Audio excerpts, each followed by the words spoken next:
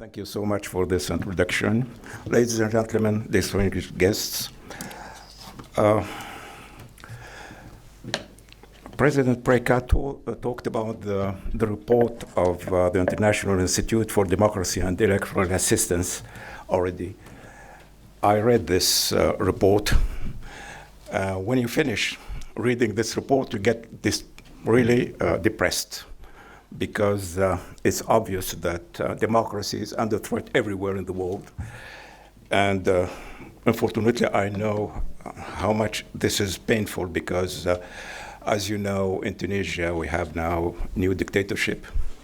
We have lost the battle, but I still believe that we're going to win the war. But in fact, in Tunisia now we have a new dictatorship. In Egypt also we have the Egyptian people now is living under a harsh, terrible, and brutal dictatorship. Everywhere, it seems that democracy is under threat by the populist wave, under threat by the coming back of dictatorship. So the situation seems really very difficult.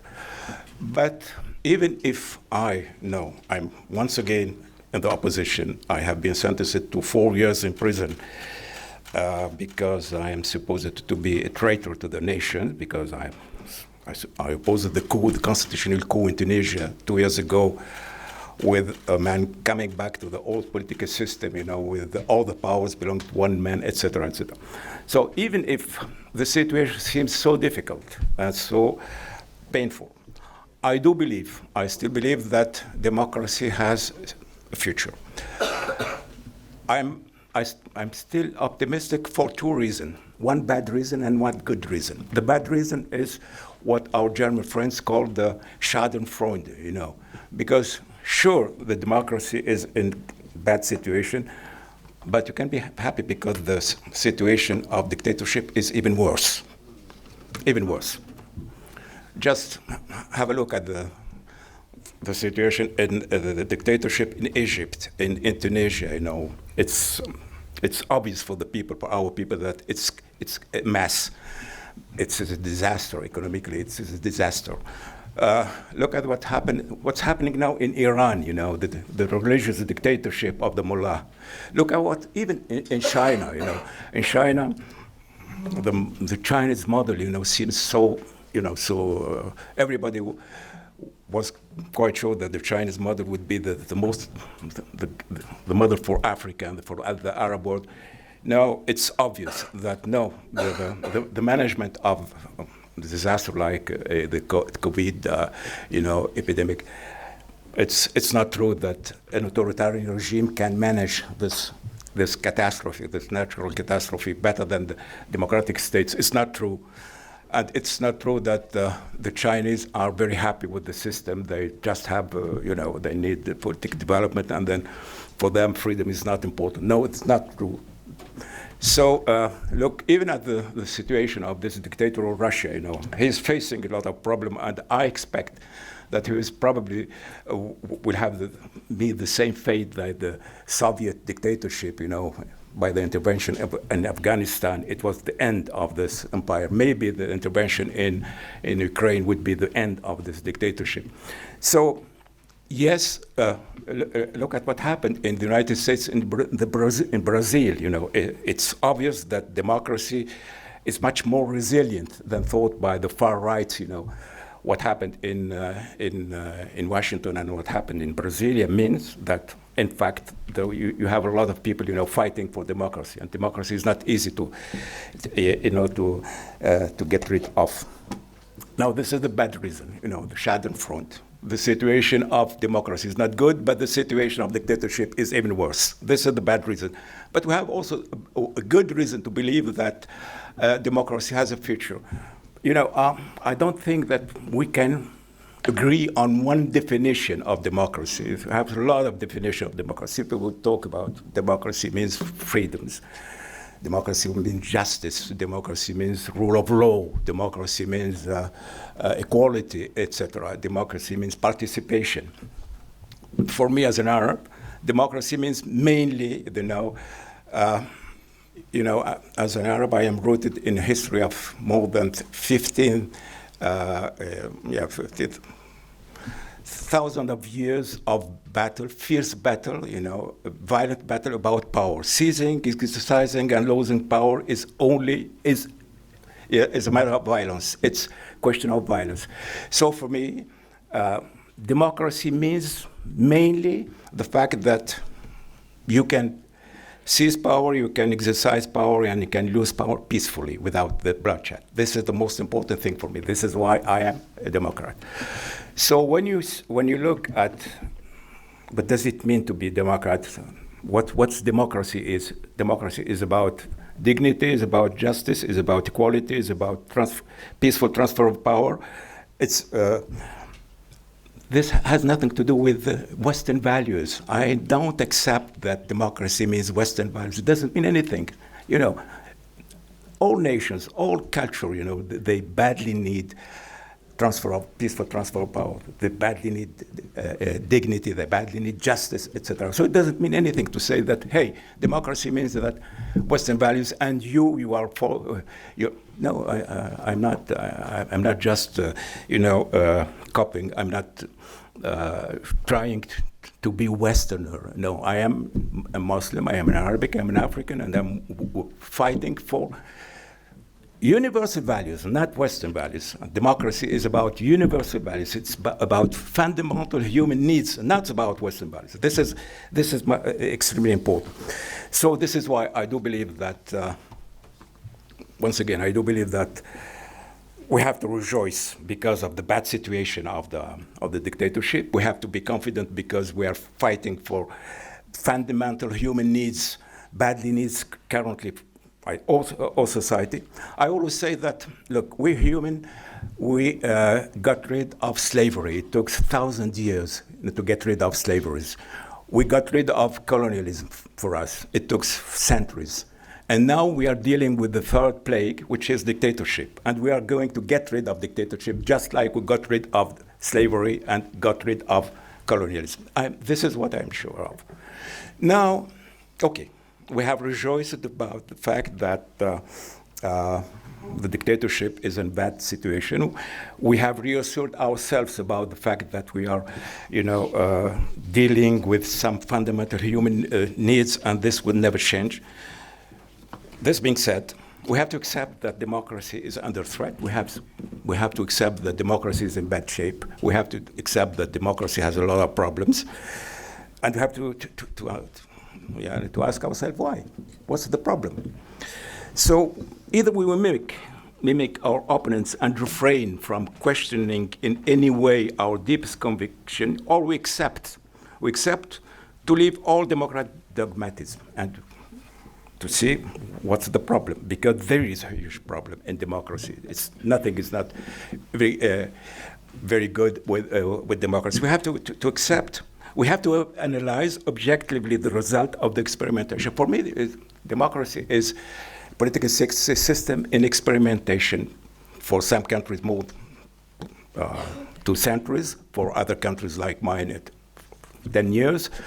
But it's a political system in experimentation in more than 150 countries. And you have to look at the result of the experimentation. What's the result? Now, I'm going to give you my assessment. My assessment as a political actor. I have been at the opposition for more than 20 years. I was jailed. I was sacked from my job. I was in political exile. And once again, I am in political exile. I have been head of state in a very difficult situation, to set up the institution of democratic state, etc. I'm going to give you my experience. This has nothing to do with any kind of universal truth, but my experience of what's the problem of democracy. What I feel that must be, the question, important question for anybody, improved in dealing with democracy and trying to understand what's happening and trying to understand how can we defend democracy. Those are my conclusion. In my analysis, no, it's not the people who exercise power or legitimize it, but the electoral lists, which change like the weather. In all cases, they represent only few part of the population. No, elections are not the best way to choose good leaders, even if their role as a bulwark against political violence is certain. No, voters are not rational beings capable of making the best choices for themselves and the community. No, election every 4 or 5 years are not a good idea. They are a factor for short-term policies led by politicians obsessed with their re-election, assured only by demagogy and immediate results. Dictatorships derive their strength from their long-term policies. No, dictatorship does not disappear in the most established democracy. It hides behind the scene where the power of money and the media continues to manipulate population and political power. At least the good image about the authoritarian regime, as in China and Russia, is that they can subordinate the economic and media power to the political power. This is the main difference. In the dictatorship, you can really control the political, the economic power and the information power, while in democracy it's the contrary. The political power is under the control of the media power and the economic power. No, democracy is in its liberal form does not meet the essential expectation for countries like mine, because it forgets this fundamental need, namely social justice. It thus leaves populism and dictatorship an extraordinary lever that allows them to compete with it and even to defeat it, because populists and dictatorship would always say, hey, look, democracy is just a game about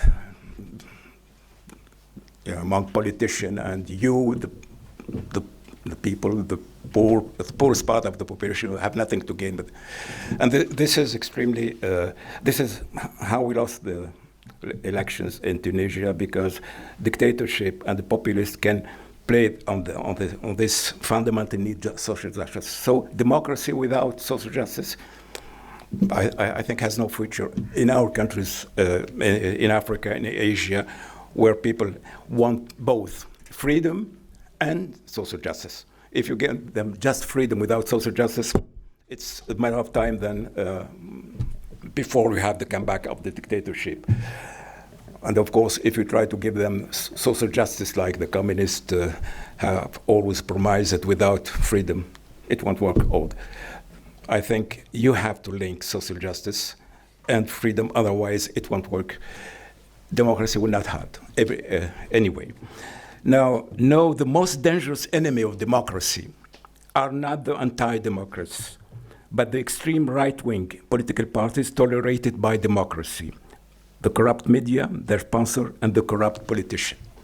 What happened in Tunisia, was my surprise, is that, in fact, the very tools of democracy were hijacked by the anti-democrats. We fought for, I think, 2 decades, 3 decades, we paid a high price for freedom of expression. What happened is, yes, after the revolution, freedom of expression was used by the corrupt media to destroy democracy, to destroy people like me.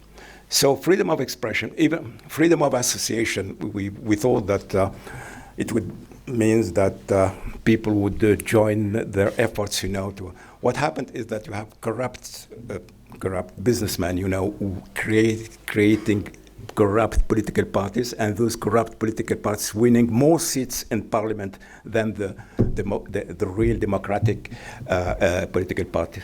So you see that, in fact, the most dangerous enemy of democracy comes from within the system itself. The system can be hijacked very easily. You can use freedom of expression, freedom of assembly. You can use elections, you can use election to destroy democracy from within the democracy. And this is the problem.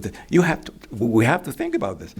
Of course, I'm not against freedom of expression. I do believe that we need badly the freedom of expression. Of course, I think that we badly need political parties, but what kind of political party? What kind of freedom of expression? How can you talk about freedom of expression when you have few people, controlling the media and being able, to convince the voters to vote against their own interests? This is also an important problem. So now the low turnout of young people in the election is not due to the political demobilization, but it's a collective protest against the political class that has confiscated democracy for its own interest. No Western democratic states do not have a monopoly of virtue in international relations. In the past, they were colonialist and imperialist states. Nowadays, we see those supporting Emirati, Saudi, Egyptian, or Tunisian dictatorship. This was, I think, for me, the most painful discovery then when I was head of the state, to see that democratic states were not very interested in promoting democracy in our countries because short-term policies, this is the main problem. Short-term policy for them, dictatorship are much more interesting than democracy in this in our region, because they're supposed to give them the stability and to control the immigration, and also to have normalization with Israel, etc., etc. So we didn't get any. Believing that being a democratic state means that you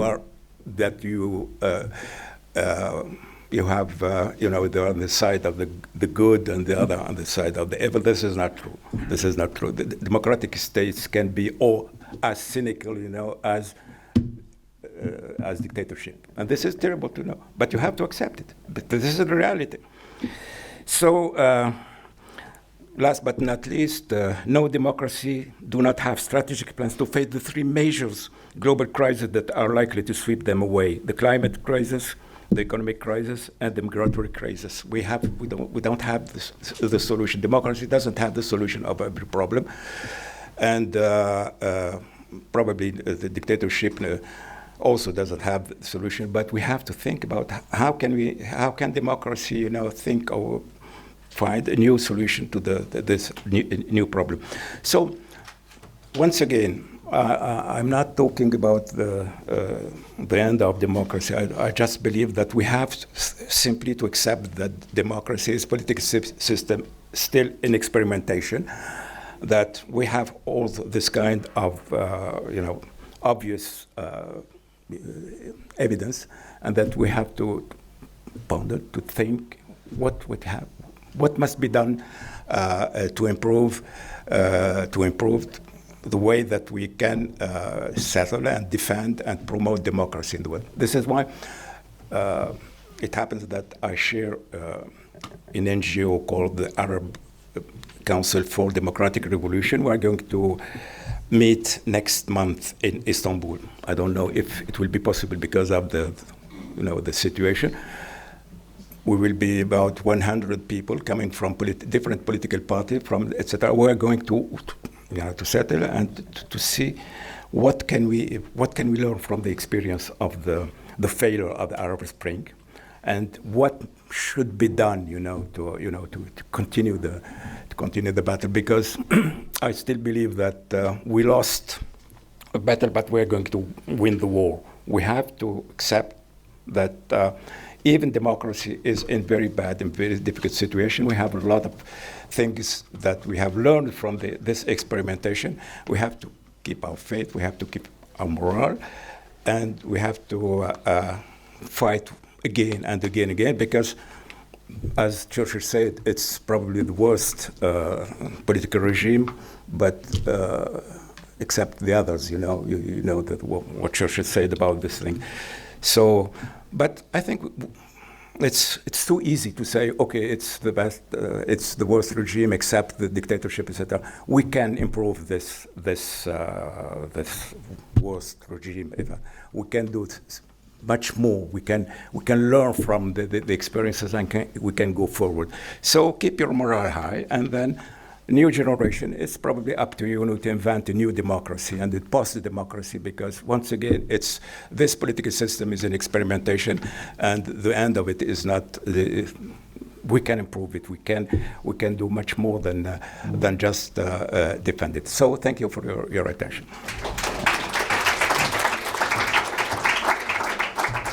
Thank you so much, Dr. Marzouki. We have some more time for a discussion, if you just would stay here. It was very important, I think, that you have reminded us of the universal nature of democracy, and you have convincingly explained that no one has a monopoly of virtue in international relations. And you also have made clear to us that the variety of the models of democracy, and shared your experience in terms of experimentation. This is a very honest assessment, I would say. One democracy is not in any country a state of perfection of domestic order. It's always something that needs to be adapted, that needs to be approved. And as far as I understand you, one of the real problems for misunderstandings in the global debates now is that very often the powerful countries of the West prescribe their model of democracy to the rest of the world, while actually the model in its real form quite often is a form of lobby rule, of oligarchy, of the rule of vested interests.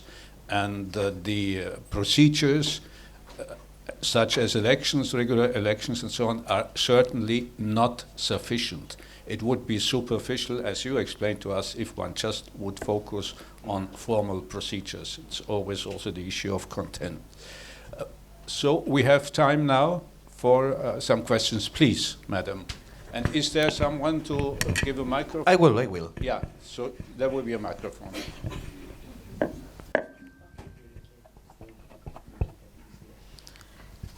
Your Excellency, the President of Tunisia, Mr. Marzouki. I am so happy to ask this question because it happens that we are from the same continent.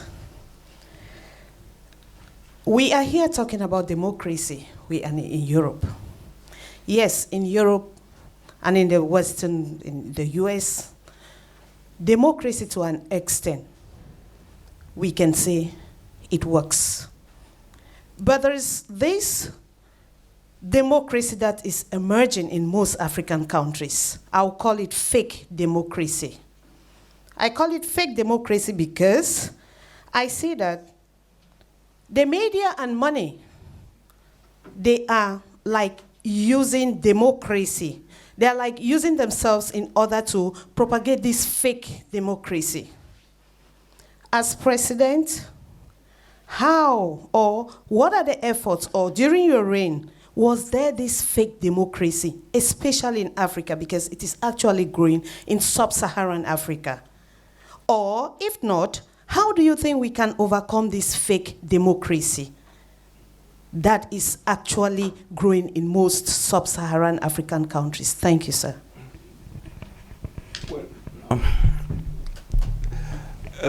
We have to distinguish between fake democracy, corrupt democracy, and let's say a true democracy. What you call fake democracy, this is what we used to have before the revolution. You know, Ben Ali was a dictator, like all the African dictators. But we used to have elections. We used to have the election was much more the most important. I would say the way that the government, the dictatorship, would try to present itself to the world. Look, we are a democracy, but everybody knew that in fact it was fake democracy because there was no freedom of expression, no freedom of association, etc., etc. So this is the facade. The fake democracy is a facade. You have a facade of a democracy, but everybody knows that it's not true. What we have had in Tunisia was not facade. Was during the time I was president, with the 3 years, it was, I would say, we tried at this moment, you know, to set up a new constitution, a real democratic constitution, to have a new organization, you know, to promote to protect the judiciary, etc., etc. Really, we have done everything, to build a new democracy, but we didn't have enough time, and we have to once again we have to fight against the hijacking of the tools of democracy. I told you that, in fact, we have to fight against the corrupt media and corrupt people. They use the very tools of democracy, to destroy the democracy.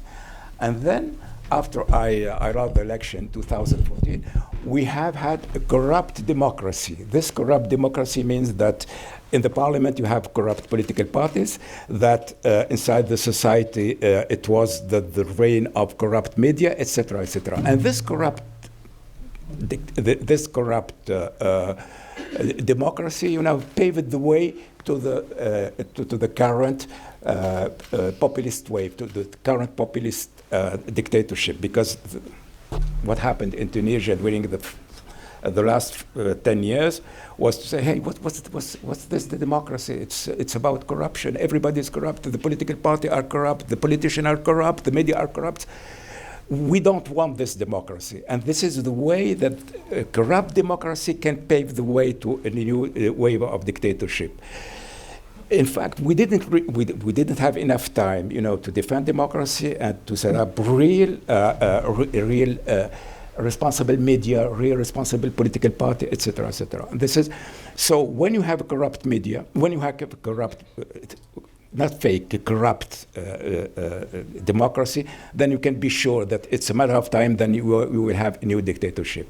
Unfortunately, this is what happened in Tunisia, and this is what probably would happen in any country when you don't succeed. From the beginning, to have a strong democracy based on strong laws. Even laws,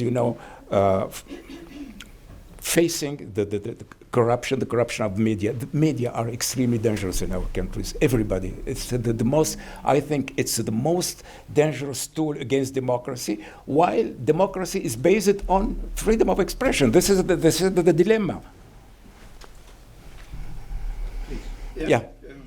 Thank you very much for what you laid out to us. 1 second, you will. Yeah. So, I'm from Universal Peace Federation, and when you laid out your ideas, one thing impressed me very much. You said you don't agree that only Western values are connected with democracy. I agree. I agree. But one thing came to my mind from John Adams.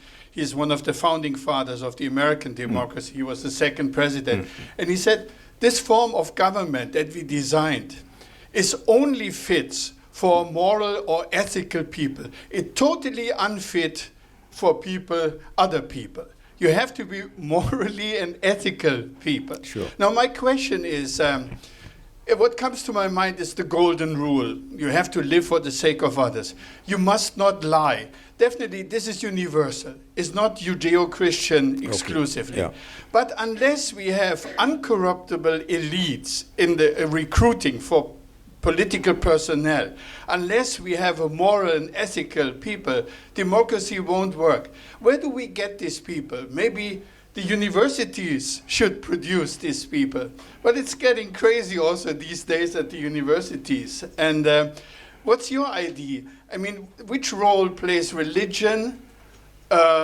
Also, it's ambivalent, probably, ambivalent. Mm-hmm. But we need ethical, moral values for politics. What's your take on that? Well, we need also moral, ethical problem for any situation for the society, and not only in politics. And you have to deal with the people like they are.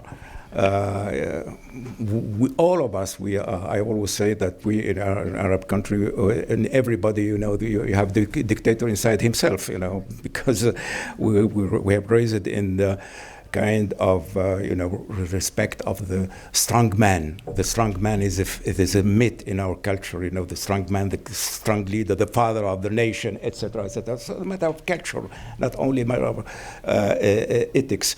So But this is why I always say that the most dangerous people for democracy are not the anti-democrats outside the system. It's the most dangerous are within the system, you know, the corrupt politician, etc. Because those people are paving the way to the dictatorship.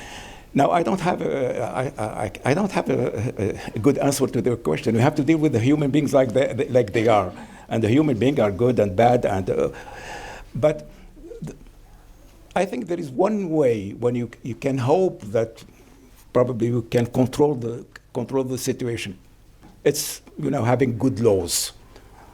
Good laws can work, you know, for a while, because even the good laws, you know, can be corrupted by, you know, you can never have a good system lasting forever. You will have just all the time, you know, to adapt to the new.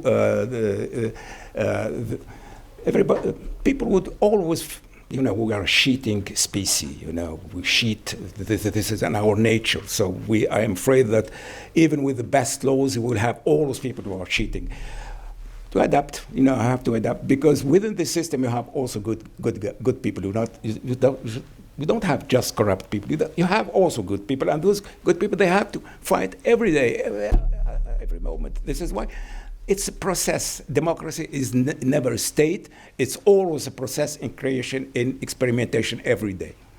Thank you. Is there any further? Please.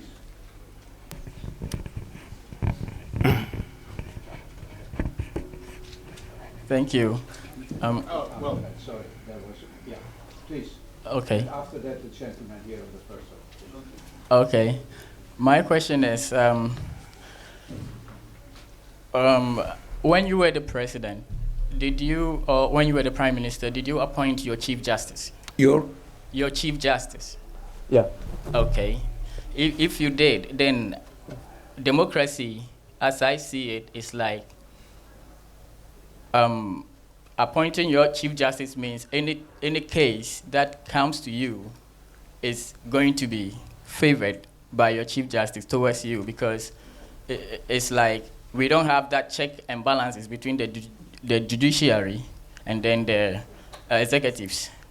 So if democracy will have a future, then I think we should have a look at African constitutions. And I want to know if you really had a review when you came to power of your constitution. Well, you are talking about the major problem of the constitution. Constitution is, in Tunisia, we took 3 years to write a constitution. And the making of the constitution was much more important than the constitution itself, because for the first time in our history, the constitution was not met by, you know, some people saying, I am going to give you the good solution to but we have had a discussion. We have had more than 400 meetings within the assembly, Constituent Assembly, but elsewhere, you know, we have discussion with the several hundred of NGOs. It took 3 years, you know, and we have had a discussion of philosophers, you know, discussing about one word like Sharia. It took 1 year, you know, to discuss this word Sharia, whether we would put it in the constitution. And this is why I will say the making of the constitution in Tunisia was much more than the constitution itself, because for the first time we have had this, and we have discussed all this question, you know, we are raising about the independence of the judiciary, the control of,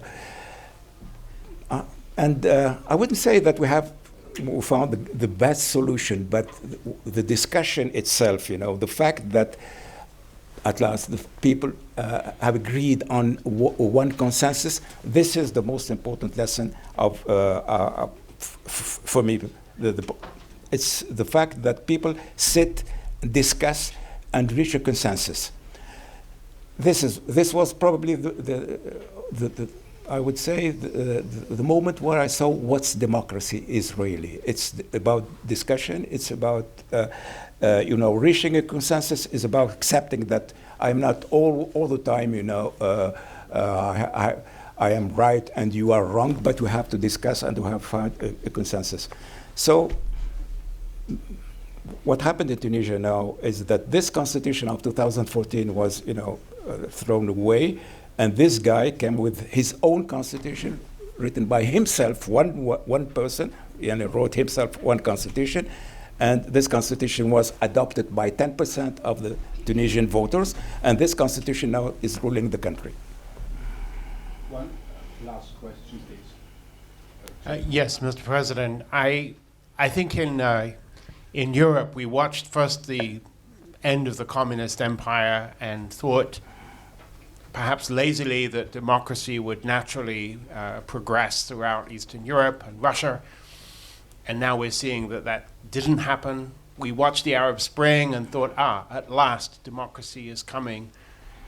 When that opportunity comes again, what should the European democracies, we have our own problems, what should we be doing that we didn't do last time that would help things go better in your part of the world? Well, this is a very, very important question, because I think that we are related. You know, we live in a world where everything, it's network. Imagine what happened in, your problem now in Europe is the rise of far rights, okay? And this far right, the rise of far right, is much more dangerous for democracy than anything else, because once again, the enemy is within the political system. You have the far rights in Italy, in Poland, in Hungary, in France probably, etc. So the strength of the far rights comes from what? Mainly from the fear of immigration coming from North Africa and from the Middle East. This is the most important argument for the far right. Look, those people are coming to get our jobs and to violate our, to rape our women, etc., etc. So, this is how the far right is rising, because and the situation in our countries in the southern part of the Mediterranean, whether in Middle East and in it's why do you have so many people coming in Europe? It's because of the dictatorship, of poverty, etc., etc. So if you want, to be sustainable here in Europe, it must help the democracy in the other part of the world, so we can solve the problem. Because people don't want to leave their country because they are obliged to leave their country. So what happened during the last 20 years, and I witnessed this, is that the Western democracy, were protecting our dictatorship, protecting all the dictatorship, even the Tunisian dictatorship, and now for the moment protecting the Saudi, the Emirati, the Egyptian, etc., etc., making it. And then, in fact, those people are working against the Western democracy because they are promoting the Russian and the Chinese model. And they are also preparing the volcanoes, because the so-called stability, it's in fact a false stability. It's not real stability. So, in fact, they are, by supporting this dictatorship, they support also the corruption, the injustice. And so the volcanoes here will probably erupt once again. And then once again, we will have this new wave of migrant. And this new wave of migrant would help, the far rights, right, et cetera, et cetera. So you see that, in fact, we are linked to it. Our democracy is linked to yours. If you want to have a sustainable democracy, you have to promote democracy otherwise. But this is not what's done. Why? Because of short-term politics. Because in the democratic system, you have politicians working just for 5 years, and for them 5 years, it's 5 years. It's a matter of selling weapons to Saudi, having good relationship with this dictator, etc. So the future of democracy and the future of the world, none of my business. None of my business. And this is the problem. So it's a structural problem of democracy, and also a political problem between the link between our democracy and yours. So, one last question, very brief, if possible.